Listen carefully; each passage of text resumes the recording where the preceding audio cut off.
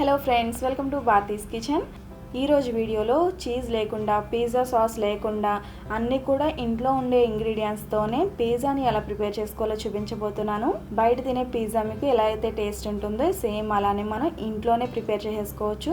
ఎటువంటి pizza sauce అలానే cheese అవసరం లేకుండా అప్పటికప్పుడు మీకు పిజ్జా తినాలనిపించింది అనుకోండి, ఒకసారి ఇలా ట్రై చేసి చూడండి.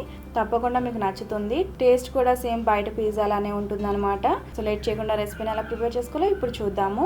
ఫస్ట్ మనం పిజ్జా బేస్ని ప్రిపేర్ చేసుకోవాలి. దానికోసం ఒక బౌల్లో మైదాని వేసుకోవాలి. ఒక పిజ్జాని ప్రిపేర్ చేసుకోవడానికి మీకు 1 కప్ వరకు మైదా పడుతుంది. ఫస్ట్ మనం 3/4 కప్ వరకు వేసుకుందాము. అంతా ఒకసారి వేస్తామనుకోండి, పిండి లూజ్ అయిందంటే ఇంకా ఎక్కువ పిండి అవసరం అవుతుంది. నెక్స్ట్ 1/4 టీ స్పూన్ వరకు సాల్ట్. నెక్స్ట్ 1 టీ స్పూన్ షుగర్ని కూడా వేసుకోవాలి. ఇక్కడ నేను 1 టీ స్పూన్ షుగర్ వేస్తున్నాను కదా, ఈ ప్లేస్లో మీరు షుగర్ పౌడర్ని కూడా యూజ్ చేసుకోవచ్చు. Next 1/2 teaspoon baking powder, అలానే 1/4 టీ స్పూన్ వరకు అంటే 1/4 టీ స్పూన్ వరకు బేకింగ్ సోడాని కూడా వేసుకోవాలి, అంటే వంట సోడాని వేసుకోవాలి. నెక్స్ట్ ఇందులోనే 2 టేబుల్ స్పూన్స్ వరకు పెరుగుని వేసుకోవాలి. పెరుగు కమ్మడితే అవసరం లేదండి, కొంచెం పుల్లగా ఉన్నది వేసుకోవచ్చు. నెక్స్ట్ 1 టీ స్పూన్ గీని కూడా వేసుకోవాలి. ఇక్కడ నేను గీని యూజ్ చేస్తున్నానండి, అంటే నెయ్యిని వేస్తున్నాను. ఈ ప్లేస్లో మీరు ఆయిల్ని కూడా వేసుకోవచ్చు. 1 టీ స్పూన్ ఆయిల్ కానీ గీని కానీ వేసుకుని ఇలా ఒకసారి మిక్స్ చేసుకోవాలి. నెక్స్ట్ ఇందులోనే కొద్దిగా వాటర్ని వేసుకుంటూ డోలా ప్రిపేర్ చేసుకోవాలి. మరి సాఫ్ట్ డో ప్రిపేర్ చేయాల్సిన అవసరం లేదండి. ఇలా కొద్దిగా లూజ్ అయ్యే ఛాన్సెస్ ఉంటాయి కాబట్టి కొద్దిగా మైదాని కూడా వేసుకుని, అంటే 2 to 3 టేబుల్ స్పూన్స్ వరకు మైదాని వేసుకుని డోలా ప్రిపేర్ చేసుకోవాలి. చూసారు కదా, ఇలా మిక్స్ చేసినప్పుడు చేతికి అంటుకోకుండా ఉండాలి. ఇది మిక్స్ చేయడానికి కనీసం 6 to 8 మినిట్స్ వరకు టైం పడుతుంది. డోని ఇలా ప్రిపేర్ చేసుకున్న తర్వాత కార్నర్స్ అన్నీ ఒక సైడ్ కిందకి క్లోజ్ చేసుకుని పైన ఇలా ఆయిల్ని కానీ గీని కానీ అప్లై చేసుకుని మూత పెట్టి రూమ్ టెంపరేచర్లో 20 to 30 మినిట్స్ వరకు పక్కన పెట్టుకోవాలి. మనం ప్రిపేర్ చేసిన డోకి మీడియం సైజ్ పిజ్జా ఒకటి వస్తుందన్నమాట. దాన్ని బట్టి మీరు ఈ పిండిని కలుపుకోవాలి. నెక్స్ట్ మనం పిజ్జా సాస్ని ప్రిపేర్ చేసుకుందాము. దానికోసం ఒక బౌల్లో 1 టేబుల్ స్పూన్ రెడ్ చిల్లీ సాస్ని వేసుకోవాలి. రెడ్ చిల్లీ సాస్ కంపల్సరీ అండి పిజ్జా సాస్ లేనప్పుడు. నెక్స్ట్ 2 టేబుల్ స్పూన్స్ వరకు టొమాటో సాస్ని కూడా వేసుకోవాలి. మనకి పిజ్జా సాస్ టేస్ట్ రావాలంటే కంపల్సరీ రెండింటిని మిక్స్ చేసుకోవాలి. నెక్స్ట్ ఇందులోనే 1/4 టీ స్పూన్ వరకు సన్నగా తరిగిన వెల్లుల్లి తరుగుని, అలానే 1/2 టీ స్పూన్ రెడ్ చిల్లీ ఫ్లేక్స్ని, అలాగే 1/4 టీ స్పూన్ ఓరిగానోని కూడా వేసుకుని ఇంగ్రీడియంట్స్ బాగా కలిసేంత వరకు కూడా మిక్స్ చేసుకుని పక్కన పెట్టుకోవాలి. ఇది చాలా ఈజీగా పిజ్జా సాస్ ఇంట్లో లేకపోయినా కూడా ఇలా మిక్స్ చేసినట్లయితే మీకు పిజ్జా సాస్ టేస్ట్ వస్తుంది. సో సాస్ రెడీ అయిపోయింది కదా. నెక్స్ట్ మనం హోమ్ మేడ్ ఓవెన్ని ప్రిపేర్ చేసుకుందాము. దానికోసం ఒక గిన్నెలో, అంటే అడుగు ఫ్లాట్గా ఉన్న గిన్నెని తీసుకుని సాల్ట్ని స్ప్రెడ్ చేసుకోవాలి. సాల్ట్ ఎక్కువ వేయాల్సిన అవసరం లేదండి, జస్ట్ 1/2 ఇంచ్ మందంలో వేసుకుంటే సరిపోతుంది. నెక్స్ట్ దీంట్లోనే స్టాండ్ని ఉంచి మూత పెట్టి లో ఫ్లేమ్లో 10 మినిట్స్ పాటు ఫ్రీ హీట్ చేసుకోవాలి. ఈ లోపు మనకి డో నాని ఉంటుంది.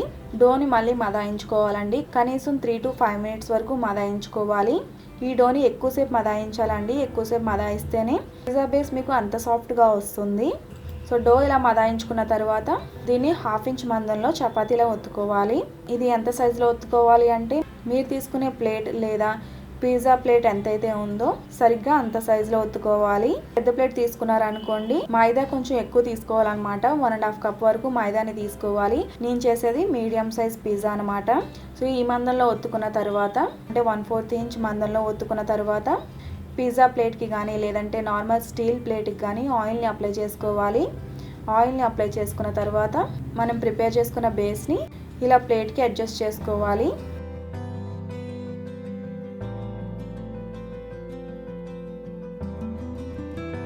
సో ఇలా ప్లేట్కి కరెక్ట్గా అడ్జస్ట్ చేసుకున్న తర్వాత 1 ఇంచ్ గ్యాప్ ఇచ్చి ఇలా ఒత్తుకోవాలి. ఎందుకంటే మనం ఫిల్లింగ్ చేసినప్పుడు బయటకు వెళ్లకుండా ఉంటుందన్నమాట. పిజ్జా మొత్తం ఒత్తవలసిన అవసరం లేదండి, జస్ట్ కార్నర్లో 1 ఇంచ్ వదిలేసి ఇలా ఒత్తుకోవాలి. పిజ్జాలో పెట్టే ఫిల్లింగ్ అంతా కూడా బయటికి వెళ్లకుండా ఉంటుంది ఇలా చేసినట్లయితే. నెక్స్ట్ మనం పైన ఇలా అడ్జస్ట్ చేసుకోవాలి రౌండ్గా వచ్చేటట్లు. నెక్స్ట్ పిజ్జా బేస్ పొంగకుండా ఉండాలి అంటే ఇలా ఫోర్క్తో ఘాట్లు పెట్టుకోవాలి. మనం బేకింగ్ పౌడర్ అలానే బేకింగ్ సోడా వేసాం కదా, దానికి పిజ్జా బేస్ ఉబ్బుతుందన్నమాట. అలా పొంగకుండా ఉండాలి అంటే ఇలా ఫోర్క్తో ఘాట్లు పెట్టుకోవాలి. ఇలా ఘాట్లు పెట్టుకున్న తర్వాత దీన్ని పక్కన పెట్టుకోవాలి. నెక్స్ట్ ఒక ప్యాన్లో బటర్ని వేసుకోవాలి. 1.5 టేబుల్ స్పూన్ వరకు బటర్ని వేసుకుని బటర్ మెల్ట్ అయిన తర్వాత ఇందులోకి 2 స్పూన్స్ వరకు మైదాని వేసుకోవాలి. మైదాని 1 or 2 మినిట్స్ పాటు లో ఫ్లేమ్లో ఫ్రై చేసుకున్న తర్వాత ఇందులోకి 1/4 కప్ వరకు కాచి చల్లార్చిన పాలను కానీ పచ్చి పాలను కానీ వేసుకోవాలి. పాలను ఒకసారి యాడ్ చేయకుండా గ్రాడ్యువల్గా యాడ్ చేస్తూ ఉండాలి.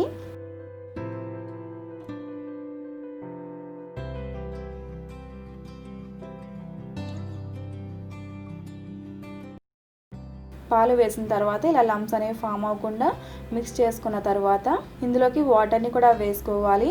ఇక్కడ నేను 1/4 కప్ వరకు వాటర్ని వేసుకుని ఎటువంటి లంప్స్ అనేవి లేకుండా నీట్గా మిక్స్ చేసుకోవాలి.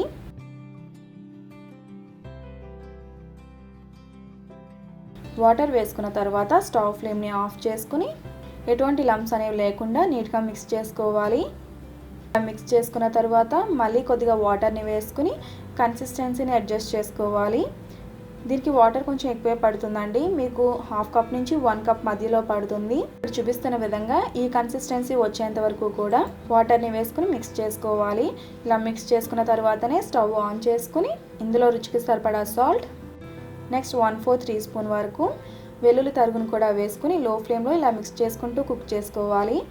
చూసారు కదా, మనకి ఈ కన్సిస్టెన్సీలో రావాలి. ఈ కన్సిస్టెన్సీ వచ్చిన తర్వాత స్టవ్ ఆఫ్ చేసుకుని ఈ సాస్ని పక్కన పెట్టుకోవాలి. నెక్స్ట్ ఆల్రెడీ మనం ప్రిపేర్ చేసుకున్న బేస్ మీద మనం రెడీ చేసుకున్న పిజ్జా సాస్ని అప్లై చేసుకోవాలి. కార్నర్స్ వదిలేసేయాలండి. చుట్టూ లైట్గా కార్నర్స్ని స్కిప్ చేసేసి ఇలా మనం ప్రిపేర్ చేసుకున్న సాస్ అంతా కూడా వేసేసుకోవాలి. ఇలా పిజ్జా సాస్ని అడ్జస్ట్ చేసుకున్న తర్వాత మనం ప్రిపేర్ చేసుకున్న వైట్ సాస్ని కూడా పైన వేసుకోవాలి.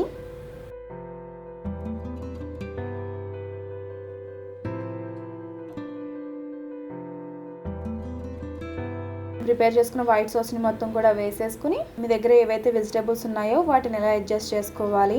నేను ఇక్కడ రెడ్, గ్రీన్ అలానే ఎల్లో క్యాప్సికమ్ని అరేంజ్ చేస్తున్నానండి. పిజ్జా కలర్ఫుల్గా కనిపించడానికి నేను ఇవన్నీ యూజ్ చేస్తున్నానండి. మీ దగ్గర రెడ్ క్యాప్సికమ్ లేదనుకోండి, రెడ్ క్యాప్సికమ్ బదులు టొమాటో స్లైసెస్ని యూజ్ చేయొచ్చు, లేదంటే టొమాటోని సన్నగా పొడుగ్గా కట్ చేసి అరేంజ్ చేసుకోవచ్చు. నెక్స్ట్ ఆనియన్స్ని కూడా ఇలా సన్నగా పొడుగ్గా కట్ చేసుకుని అరేంజ్ చేసుకోవాలి. జనరల్గా క్యాప్సికమ్ అలానే టొమాటో అలానే ఆనియన్, స్వీట్ కార్న్ అవైలబుల్గానే ఉంటాయి కాబట్టి వాటిని యూజ్ చేసుకోవచ్చు. పిజ్జా టాపింగ్స్కి ఇవే ఉండాలని రూల్ ఏం లేదండి, మనకి నచ్చినవి వేసుకోవచ్చు. మీ దగ్గర పన్నీర్ ఉంటే వేసుకోవచ్చు, ఇంకా మష్రూమ్స్ ఉంటే కూడా వేసుకోవచ్చు. సో వెజ్జెస్ అని ఇలా అరేంజ్ చేసుకున్న తర్వాత స్వీట్ కార్న్ ఉంటే స్వీట్ కార్న్ కూడా ఇలా అరేంజ్ చేసుకుని పైన రెడ్ చిల్లీ ఫ్లేక్స్ని అలానే ఓరిగానోని కూడా స్ప్రింకిల్ చేసుకోవాలి.